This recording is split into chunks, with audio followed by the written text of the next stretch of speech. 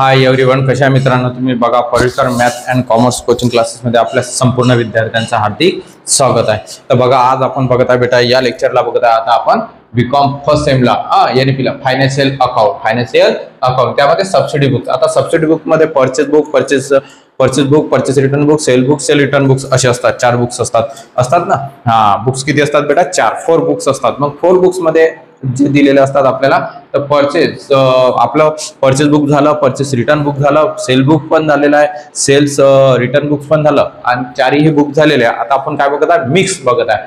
तर बघा prepare sale books and sale return books सांगितलेलं आहे ना। तर तुम्हाला 2 बुक्स यामध्ये ओपन करावं लागतात, म्हणजे हे मिक्स दिलं। आतापर्यंत आपण काय बघितले होते? ते सिंगल बघितले होते ना। तर आता आपल्याला बघत आहे मिक्स बुक। मग आता याच्यामध्ये आपण सगळ्यात पहिले हेडिंग लिहूया, इन द बुक ऑफ कोण आहे? गजानन आहे ना बेटा, गजानन। इथं दाखवायचं तुम्हाला सेल्स बुक। मग सेल बुक म्हटल्यानंतर त्याच्यामध्ये आता आपण लिहित आहे हे सेल बुकला इथपर्यंत ह्या डेटचा कॉलम आहे तुमचा, हा इथं अमाऊंटचा कॉलम दाखवायचा, हा एक अमाऊंटचा कॉलम छोटा दाखवा, एक इनवॉइस नंबर दाखवा। त्यानंतर म्हणजे जास्त नाही त्याच्यामुळे आपण छोटासा आखणी केलेली आहे। बघा आता विद्यार्थी मित्रांनो यामध्ये सुद्धा आहे, जास्त मोठे नाही आहेत। Sales return book, okay, return books. तर त्यानंतर यामध्ये आता आपण बघत आहे की सेल रिटर्न, म्हणजे सेल रिटर्नचे कोणकोणते ट्रान्झॅक्शन यामध्ये येतील। सेल रिटर्न मध्ये क्रेडिट लेटर नंबर असतो, सेल रिटर्न मध्ये कोणता नंबर असतो? Credit letter. आणि सेल बुक मध्ये असतो सेलिंग इन्व्हॉइसिंग नंबर्स दिलेला असतो, डेट इथं दाखवायचं आपल्याला, पर्टिक्युलर इन्व्हॉइसिंग नंबर आणि अमाऊंटचा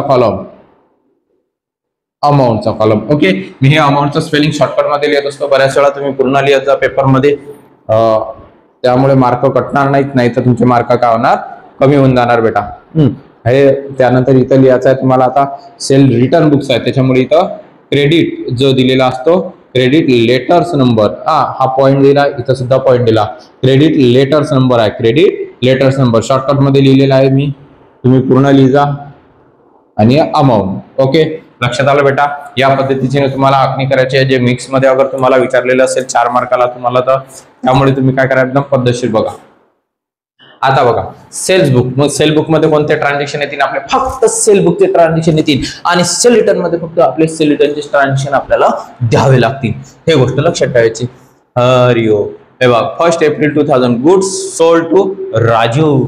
गुड्स सोल्ड आहे, सोल्ड म्हणजे आपण काय केलेलं आहे? विक्री करणे, सेल करणे, माल सेल केला, कॅश येणार आहे, परंतु कॅश येते का? नाही। आता हे त्या व्यक्तीचं नाव दिलेलं आहे, म्हणजे उधारीचं ट्रान्झॅक्शन आहे, त्याकरिता आपल्याला फर्स्ट मध्ये दाखवा लागते 1 एप्रिल 2024। एप्रिलचं स्पेलिंग पूर्ण लिहा तुम्ही पेपर मध्ये। आता हे राजू, वाटल्यास मी हा छोटा कॉलम करून घेतो, म्हणजे इकडे दाखवले होते ते राजीव अकाउंट किती? 10,000, इन्व्हॉइसिंग नंबर नाही आहे, 10,000, ओके, आलं लक्षात? बघा एप्रिलचा कॉलम आपण एप्रिल हे पूर्ण लिहूया, 1 एप्रिल 2024, आलं बरोबर? राजीव अकाउंट 10,000। त्यानंतर दिलेला आपल्याला 9 एप्रिलला, म्हणजे त्यानंतर 9 दिवसानंतर राजीव रिटर्न गुड्स, म्हणजे त्या व्यक्तीने काय केलं? आपल्याला गुड्स रिटर्न केल्या, काय केल्या बेटा? रिटर्न। इथं गुड्स रिटर्न दिलेला आहे, राजीव रिटर्न गुड्स, म्हणजे बघा goods sold to Raju, sold केल्या होत्या, सेल केलेल्या होत्या। मग त्या व्यक्तीला बघायचं आपण की कोणता व्यक्ती येतो, मग त्या व्यक्तीचं नाव म्हणजे रिटर्न दिलेलं आहे, म्हणजे या ठिकाणी पुन्हा येणार आहे रिटर्न्स मध्ये एप्रिल। हा सुद्धा मोठा दाखवू का?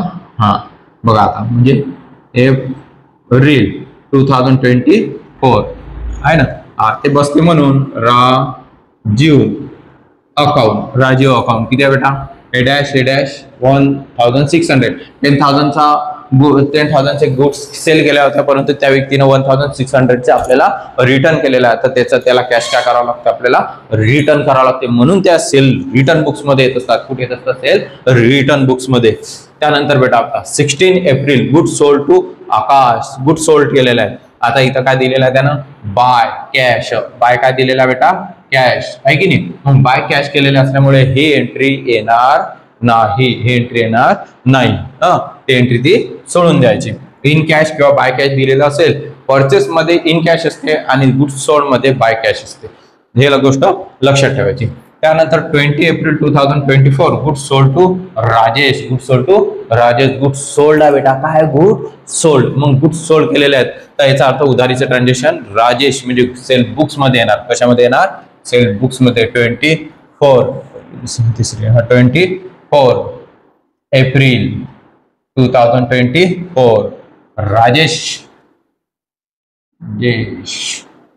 Account 11,000 dash 11,000 11,000. लक्षात? हा.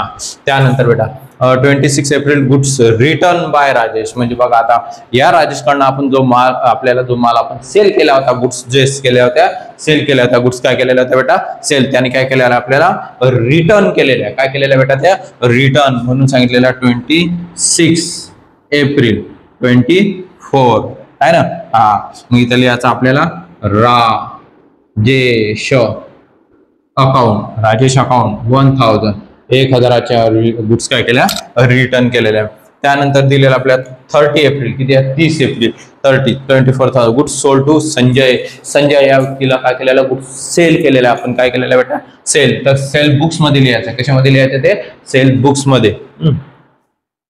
30 एप्रिल 2024 खाली लिहिलं ते